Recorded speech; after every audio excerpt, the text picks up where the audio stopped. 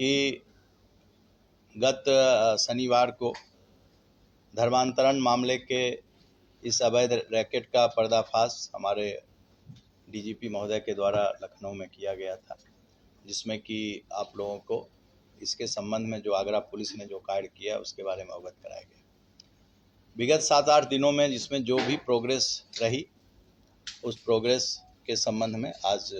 ये press conference बुलाई गई है। मेरे साथ हमारे साथी एडिशनल कमिश्नर राम बदन जी, हमारे डीसीपी ईस्ट सैयद अली अब्बास, हमारे दूसरे एडिशनल डीसीपी आदित्य जी, हमारे एडिशनल डीसीपी क्राइम हमारे बगल में हिमांशु, और इन सारे लोगों ने जो बैठे हुए हैं हमारे दोनों तरफ, इन चारों लोगों ने पूरी मेहनत और पूरी सहज भाव से और अपने प्रयास से जो भी हम लोगों ने इन लोगों का पुलिस कस्टडी रिमांड लिया था उस पर जो अभी तक का प्रोग्रेस आया है विगत दिनों में, उस पर बात करने के लिए आज की यह प्रेस कॉन्फ्रेंस बुलाई गई है। जैसा कि हम जानते हैं कि माननीय मुख्यमंत्री जी उत्तर प्रदेश महिलाओं की सुरक्षा माननीय मुख्यमंत्री जी की सर्वोच्च प्राथमिकता है, खासकर जो हमारी बालिकाएं हैं, जो हमारी लड़कियां हैं, और इस संबंध में ऑपरेशन अस्मिता माननीय मुख्यमंत्री जी के द्वारा एक मिशन मोड पर चलाया जा रहा है। इसी क्रम में डीजीपी महोदय और एडीजी एलओ के निर्देशन में आगरा जनपद के सदर थाना क्षेत्र की 2 हमारी बालिकाएं भाटिया परिवार की वो चली गई थी, जिस संबंध में उनके द्वारा पहले मिसिंग रिपोर्ट लिखाई गई। तत्पश्चात उसमें मुकदमा धारा 87, 111(3), 111(4) ये बीएनएस की धाराएं और 3/5 उत्तर प्रदेश विधि विरुद्ध धर्म संपरिवर्तन प्रतिषेध अधिनियम के तहत मुकदमा कायम किया गया। और उसके बाद इस मुकदमे को, चूँकि इसकी गंभीरता को देखते हुए, इस मुकदमे को साइबर क्राइम में ट्रांसफ़र किया गया, जिसकी विवेचना वर्तमान में साइबर क्राइम थाना की इंस्पेक्टर रीता यादव के द्वारा की जा रही है। इस मामले में अभी तक पुलिस के द्वारा 14 लोगों को गिरफ्तार किया गया है, जिसमें कि आयशा उर्फ एसबी कृष्णा को गोवा से, शेखर रॉय उर्फ अली हसन कोलकाता, ओसामा कोलकाता, रहमान कुरैशी जो हमारा शहर आगरा का रहने वाला है, अबू तालिब खालापार मुजफ्फरनगर का रहने वाला, रितबानिक उर्फ इब्राहिम, ये भी एक कन्वर्टी था जो कि कोलकाता का रहने वाला था, जुनैद कुरैशी जयपुर का, मुस्तफ़ा उर्फ मनोज ये दिल्ली का, मोहम्मद अली ये जयपुर का रहने वाला था, ये भी एक कन्वर्टी है, अब्दुल रहमान निवासी मुस्तफ़ाबाद ये ओरिजिनली रहने वाले फिरोजाबाद के थे, ये भी एक कन्वर्टी है, जुनैद कुरैशी निवासी मुस्तफ़ाबाद, अब्दुल्ला निवासी मुस्तफ़ाबाद ये इनके लड़के थे, अब्दुल रहीम ये मुस्तफ़ाबाद। इस प्रकार 14 लोगों को हम लोगों ने गिरफ्तार किया। इन 14 लोगों में 11 लोगों को पुलिस ने 10 दिन के लिए पीसीआर पर सस्टेन इंट्रोगेशन के लिए, इनके पास जो डॉक्यूमेंट्स मिले, इलेक्ट्रॉनिक डिवाइसेस मिली, उसके बारे में जानकारी के लिए, और डिफरेंट जगह पर, चूँकि ये लोग रहने वाले थे, जैसा कि मैंने आपको बताया कि पश्चिम भारत में गोवा से लेकर पूर्वी भारत में कोलकाता तक के इनके तार थे, तो उसके लिए इन लोगों को 10 दिन का हम लोगों के द्वारा police custody remand sustain interrogation के लिए इनका लिया गया। ये जो ग्रुप है ये पूरी तरह से एक संगठित अपराध के रूप में यह ग्रुप कार्य कर रहा था, ऑर्गेनाइज्ड ये एक सिंडिकेट था, और इस ग्रुप का जो मुख्य संचालक था वो अब्दुल रहमान, जो कि पूर्व में रहने वाला फिरोजाबाद का था और 1990 में यह खुद कन्वर्टेड, इसने अपना परिवर्तन किया था, वो आज के समय में इसका मुख्य संगठन करता था। इसके अलावा गोवा की जो हमारी महिला है एसबी कृष्णा उर्फ आयशा, ये गोवा से इसको लीड करती थी, और इसमें जितने भी, इसमें जो भी यंग जो लड़के और लड़कियां जिनको कि इन्होंने धर्म परिवर्तन के लिए प्रेरित किया और उनको धर्म के उसमें परिवर्तित किया, ये सभी यंग लड़के थे। ये सब जेएनजी जिसको आजकल हम लोग कहते हैं कि नए जनरेशन के लड़के थे, और सब 14 साल 15 साल की उम्र से इसके बारे में देखना शुरू किए, और 15 साल से 26 साल के लोग इसमें थे जो कि परिवर्तित हुए, चाहे वो लड़के हों चाहे लड़कियां हों। अब्दुल रहमान के बारे में मैंने बताया कि ये 1990 में फिरोजाबाद का रहने वाला था। फिरोजाबाद से उसने आगरा कुछ दिन काम किया। आगरा के बाद वो मुंबई चला गया, फिर वो दिल्ली आया और उसने 90 ईस्वी में धर्म परिवर्तन कर लिया था। वर्तमान समय में वो मुस्तफाबाद में रहता था। ज्ञातव्य है कि कलीम सिद्दीकी, जिसको कि उत्तर प्रदेश की ATS ने 2021 में गिरफ्तार किया और जिसको कोर्ट के द्वारा आजीवन कारावास की सज़ा हुई, उस कलीम सिद्दीकी का यह अन्यतम सहयोगी था। और इसके घर जब पुलिस के द्वारा रेड की गई थी तो इसके यहाँ धर्म परिवर्तन क्यों ज़रूरी है और उससे संबंधित जो भी पुस्तकें थी, जो साहित्य थे, वो काफ़ी ज़्यादा मात्रा में इसके पास से मिले थे। ये जितने भी अभियुक्त पकड़े गए या जो भी बालिकाएं जिनको कि हम लोगों ने वहाँ से निकाला, रेस्क्यू किया, वो सारी बालिकाओं से जब बात की गई तो बातचीत में जो कॉमन चीज़ें थी, वो कॉमन चीज़ें ये थी कि इन सबके संबंध आयशा से थे, जो गोवा की रहने वाली हैं,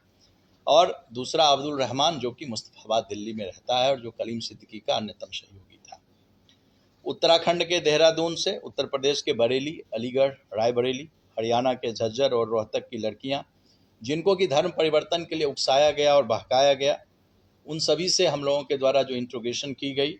उन लड़कियों को जो इनके जंजाल में फंसे हुए थे धर्म परिवर्तन के गिरोह में, उसको उत्तर प्रदेश पुलिस ने माननीय मुख्यमंत्री जी के निर्देश पर हम लोगों ने उसको रेस्क्यू किया, उनको बचाया। और इसमें सबसे आश्चर्य की बात ये थी कि जितनी भी ये बालिकाएं थी या जो बालक थे हैं इसमें, इनमें इनके घर वालों को किसी को नहीं जानकारी थी, इन लड़कियों को, कि मेरी बेटियां इसमें इन्वॉल्व हैं और धर्म परिवर्तन के लिए प्रेरित हैं, या उनके घर में वो नमाज पढ़ रही हैं, कलमा पढ़, इन लोगों को इसका कोई आइडिया नहीं था, इनके किसी भी परिवार को। जैसा कि मैंने बताया कि हमारे माननीय मुख्यमंत्री जी की सर्वोच्च प्राथमिकता बालिकाओं की सुरक्षा है और उनके हितों के लिए उत्तर प्रदेश पुलिस पूरी तरह से दृढ़ संकल्प है। धर्म परिवर्तन में करने वाले ये जितने भी लोग थे, इसमें जो दूसरा तथ्य आया, वो तथ्य आया कि इसमें से अधिकांश लोग, जितने भी हमारे ये जो लड़कियां जिनको कि हमने रेस्क्यू किया और जो हमारे अन्य लोग जो कि रिवर्टी अपने को कहते हैं, उन सारे लोगों में से सभी के कनेक्शन या तो कश्मीर से थे या पाकिस्तान से थे। इसमें से ऐसा कोई नहीं था जिसके कनेक्शन इन दोनों में से किसी जगह से नहीं थे। और आयशा और अब्दुल रहमान इन दोनों के कनेक्शन के बीच की कड़ी थी और ये जितने लोग थे, ये आयशा या अब्दुल रहमान से ये लोग कनेक्टेड थे। रहमान को ये लोग सामान्य बोलचाल में रहमान चाचा, रहमान अंकल के नाम से ये लोग पुकारते थे। इनको जब धर्म परिवर्तन, जब इनसे बातचीत हुई तो धर्म परिवर्तन के लिए जब इनको आमंत्रित किया जाता था तो सबसे पहले ये लोग देखते थे कि कौन से लोग पीड़ित हैं इसमें। तो इसके लिए ये लोग उनको बौद्धिक विमर्श के लिए आमंत्रित करते थे, कि बौद्धिक विचार के लिए वो सबसे पहले इनको बुलाते थे। और इसमें से जैसे कश्मीर की कुछ लड़कियों का ग्रुप था जो कि इनको आमंत्रित करती थी और उसके बाद इनके मस्तिष्क में इनके परिवार के खिलाफ, इनके धर्म के खिलाफ जो जहरीले विचार थे वो इसको भरती थी और उनको इस्लाम के लिए प्रेरित करती थी। हमारे यहाँ की, चाहे वो आगरा की बालिकाएं हों, चाहे वो देहरादून की बालिकाएं हों, चाहे वो बरेली की लड़की हो, इन सब में ये चीज़ कॉमन था कि कश्मीर की युवती उन लोगों को अपने ग्रुप में जोड़ती थी और उसके बाद उनको कश्मीर बुलाती थी, उसके लिए टिकट भी वो कराती थी और उनको कश्मीर बुला करके फिर वो इनको इसके लिए प्रेरित करती थी। इसके बाद जब ये उस ग्रुप से अटैच हो जाते थे, फिर पाकिस्तान से चलने वाले ग्रुप से इनको जोड़ दिया जाता था, जिसमें से मुख्य रूप से पाकिस्तान के जो इन्फ्लुएंसर हैं तनवीर अहमद और शाहिल अदीम, इनका नाम है, जिससे कि इन लड़कियों का जो है वो संबंध, इनका एक ग्रुप रहता था जिससे कि ये जुड़ती थी और वो इनको इस्लाम के बारे में प्रीच करते थे, इस्लाम के बारे में बताते थे कि इस्लाम की क्या अच्छाइयाँ और क्यों उसमें शामिल होना चाहिए। इन तथ्यों के खुलासे से इस बात की पुष्टि होती है कि ये जो चीज़ें हैं ये हमारे राष्ट्रीय और आंतरिक सुरक्षा के लिए एक बहुत बड़ी चुनौती है और हमारी जो डिफरेंट कंसर्न एजेंसियां हैं सिक्योरिटी की, वो सब भी इनसे पूछताछ कर रही हैं, क्योंकि एक तरफ से इन सभी बालिकाओं से कल को हो सकता है कि ये लोग एक स्लीपर सेल के रूप में काम करते, चूँकि इनके थ्रू ये लोग कहते थे कि जो हम आपको प्रीच कर रहे हैं उस प्रीच के लिए आपको सवाब का फल तभी मिलेगा जब आप इसके बदले में हमें कुछ भी पैसा देंगे। तो पैसा भेजने का भी इनका एक रूट इन्होंने इसके लिए तय किया था। हमारा जो आगरा का एक्यूज्ड है, जिसको कि रहमान, जो कि 12वीं फेल है, लेकिन जिसे कंप्यूटर की कम से कम 10 भाषाओं की जानकारी थी, जो पॉडकास्ट पर अच्छी अंग्रेजी बोल रहा था, और उसने क्राउड फंडिंग के द्वारा उसने बात स्वीकार की। क्राउड फंडिंग करके उसने पैसे को फिलिस्तीन के लिए उसने भेजा, और उसके साथ जो चीज़ें मिली उसमें वो क्रिप्टो का भी यूज़ करता था, और डॉलर में भी उसके साथ पैसे का लेन देन का हम लोगों को पता चला। इस ग्रुप के कम से कम 3 सदस्य डार्क वेब की जानकारी रखते थे और इसके द्वारा अपने सदस्यों से बात करते थे। आप सभी जानते हैं कि डार्क वेब का प्रयोग वही लोग करते हैं जो कि पूरी तरह से तथ्यों को गोपनीय बनाए रखना चाहते हैं। इनके द्वारा जो ग्रुप बनाया गया, ये लोग सामान्यतया सिग्नल पर बात करते थे ताकि सुरक्षा एजेंसियों को इसकी जानकारी या इसके सूत्र इनको नहीं मिल सके। मैं आपके माध्यम से एक अन्य बात कहना चाहता हूं कि इस प्रक्रिया में जुड़ने के लिए जो लड़कियां हमारी, चाहे वो यहाँ की जुड़ी हों या देहरादून की, ये लोग ऑनलाइन गेम्स जैसे लूडो स्टार है, तो ये पाकिस्तान का गेम है, तो इसके थ्रू लड़के लड़कियां आकर्षित होते हैं। लूडो स्टार से आकर्षित हो गए और उस गेम्स के माध्यम से फिर चैटिंग शुरू हो जाती है। फिर चैटिंग होने के बाद उसमें जब लोग पबजी, लूडो स्टार इन सब से आकर्षित हो जाते हैं, तो फिर वो इनको फिर अपना नाम देते हैं, अपने बारे में बताते हैं, फिर वो इनको आमंत्रित करते हैं दावा के लिए। दावा एक टर्म है जो कि इस्लाम में बौद्धिक बहस की चीज़ है, बौद्धिक विमर्श के लिए दावा किया जाता है। इसमें पूछताछ के दरमियान एक लड़की जो थी हमारी, उसने वो बताया कि उसके दोस्तों ने इसमें दावा के लिए उनको बुलाया, और ये 7 लड़कियों ने बताया कि उनकी जो सबसे पहले इस्लाम के प्रति जो उनको बताया गया कि क्यों आना चाहिए, तो उन्होंने सबसे पहले कहा कि आप दावा में आइए। और दावा में ये एक बौद्धिक बहस होती है, बौद्धिक डिबेट होती है, और बौद्धिक डिबेट के द्वारा उनको बताते हैं कि इस्लाम में क्या क्या अच्छाइयाँ हैं, और उसके बौद्धिक विमर्श करने के बाद उनको ये लोग, जो भी लोग इसमें शामिल हैं, उनको अपनी ओर आकर्षित करते हैं और उनके बारे में इस्लाम के प्रति अच्छाई और अन्य धर्मों के प्रति जो नकारात्मक तथ्य हैं उसके बारे में बताते हैं, ताकि उनके प्रति, अपने धर्म के प्रति, अपने परिवार के प्रति जो निगेटिविटी है वो जाए। ये लोग वैसे लोगों को सेलेक्ट करते हैं, चाहे वो लूडो के माध्यम से, जो मैंने आपको बताया, कि जहाँ पर दुखी लोग ज़्यादा जाते हैं, जैसे हॉस्पिटल में दुखी लोग ज़्यादा जाते हैं, थाने में दुखी लोग जाते हैं,